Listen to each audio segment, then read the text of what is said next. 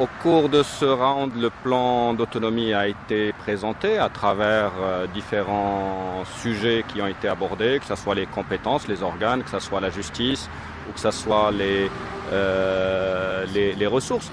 Mais nous constatons que nous sommes plutôt dans un dialogue de sourds que dans une véritable négociation.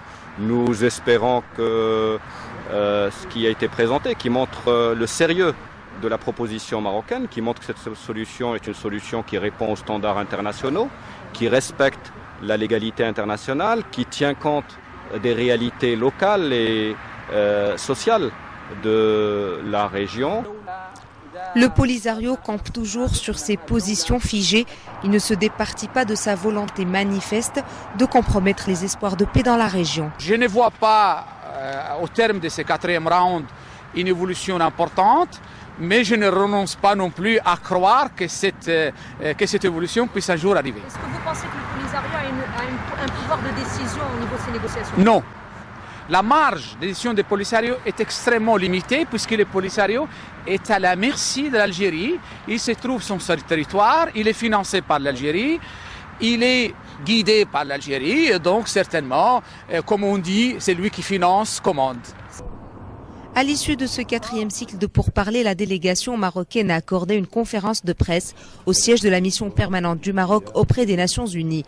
Devant un parterre de journalistes nationaux et internationaux, des questions relatives à la sécurité territoriale ont été évoquées. Le Maroc n'acceptera aucun changement de la réalité sur le terrain, et surtout à l'est du mur de défense, et cela pour deux raisons. La défense de la sécurité nationale, l'intégrité territoriale et le statut avant l'arrivée de la MINURSO dans la région.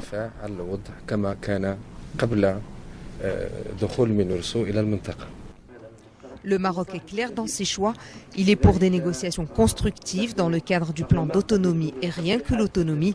En même temps, le Royaume ne tolère aucune atteinte à son intégrité territoriale et encore moins le fait accompli.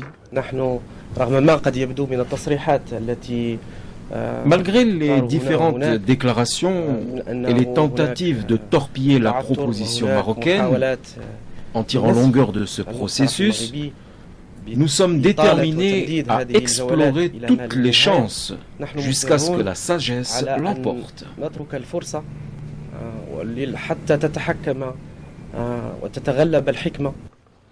Malgré les provocations de l'autre partie, le Maroc fait montre de lucidité, conscient que la négociation est un processus de longue haleine, basé sur des fondements démocratiques. Il restera toujours animé par la volonté réelle de faire valoir son droit sur ces provinces du Sud.